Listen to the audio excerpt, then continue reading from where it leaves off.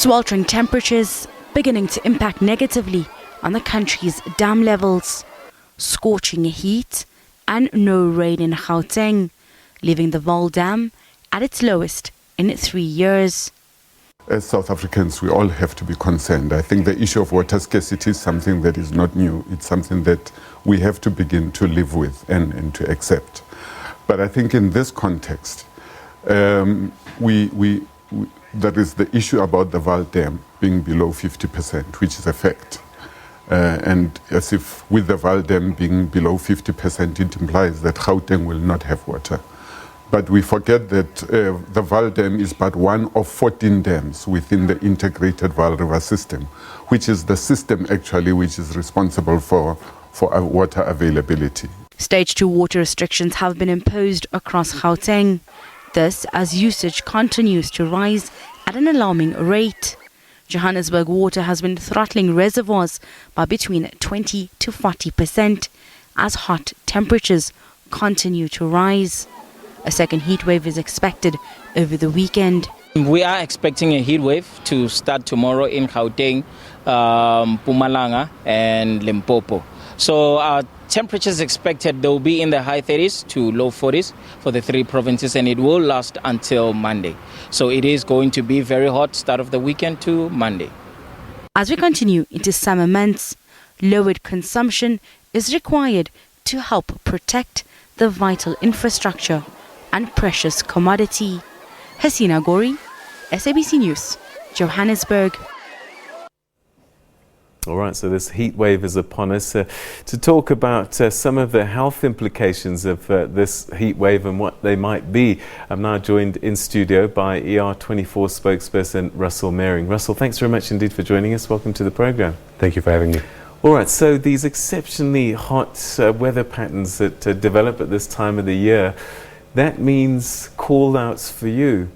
What are you most concerned about once the temperatures start to rise? What are the types of things that we should be seeing? Well, absolutely. As you said earlier, the South African Weather Service has issued quite high temperatures, and we saw in the past heat wave going up as high as almost 40 degrees. And obviously with this comes your heat-related injuries. Obviously with a higher temperature, you're going to be sweating more, and people don't take that into consideration, and they are not increasing their water and electrolyte intake.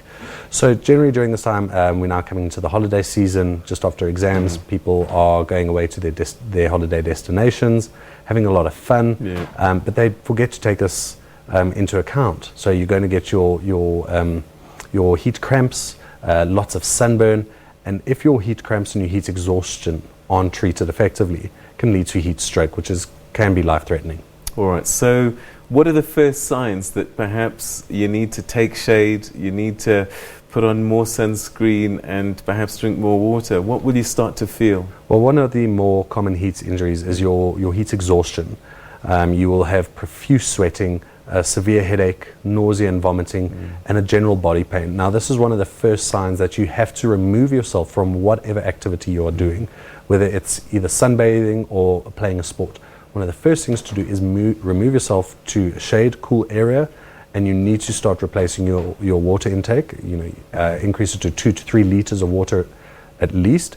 A lot of electrolytes as well, so your high energy sports drinks, and cooling the patient down gradually. We don't want to throw them from a very hot environment into a very, very cold environment. So, spritzing the water over their face, cool, moist towelettes, things like that. All right, so who's most vulnerable here? I would imagine the elderly might be. What about young people? Absolutely. So your children and your elderly are obviously more susceptible to your heat-related injuries. They aren't generally more susceptible, but anyone can fall to heat-related injuries. So especially your people that are working outside during the day, your construction workers, sportsmen, things like that.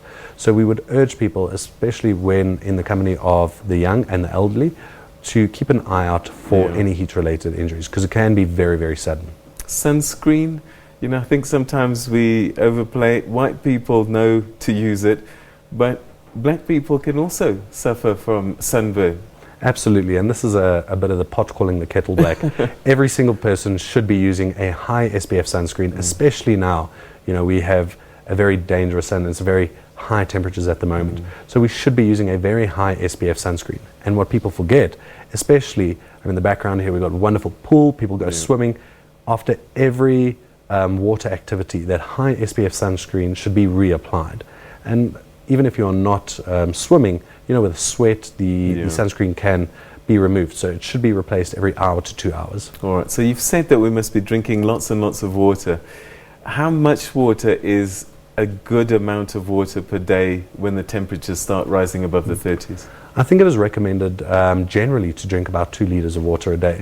With the high temperatures at the moment, we should be exceeding that, maybe pushing it to 3 liters of water a day, maintaining a high electrolyte imbalance. So if you can replace some of that water with your sports drinks, that will replace it. It does help quite a bit as well, and that will actually help some of the heat cramps that you may experience. All right, so and I know some people will laugh at this, but alcohol doesn't count as a liquid in this instance, does it? No. So it is the holidays. People will be partaking in various parties and consuming alcohol. It does not help. It will actually make these things worse, because alcohol is a diuretic and will make you lose some of that water and those electrolytes that you need. So we are not saying don't do it. Obviously, just be very cautious and wary of your alcohol intake. So try not to drink between the peak hours and the hottest time, between 11 and 2 o'clock. And should you be consuming alcohol, make sure that you consume an equal, if not more, amount of water at the same time. So let's assume that things have escalated and a stroke looks like it's about to happen. What's the first thing people should do? Well, one of the first things you need to call if you believe your patient is suffering a heat-related injury, and as I said before, your stroke is your more severe. So call emergency services immediately. Just to describe what it looks like is when your patient is suffering heat stroke, there is little to no sweating, because now their body is extremely dehydrated. So they require intravenous therapy, replacing those fluids immediately. So one of the first things to do is get definitive care to that patient, and that would require the emergency services calling ER24. While paramedics are en route, removing that patient from the environment to a cooler environment. Taking a towel, for example, wetting it and placing it over the patient to start cooling the patient quite rapidly, because this is now life-threatening. But again, like you said, not an extreme change, so you don't put ice. No. We don't want to move to an extreme change and cool the body too rapidly. So spritzing the patient with water, wetting a towel or some clothes and putting that over the patient can do a great deal and can be life-saving.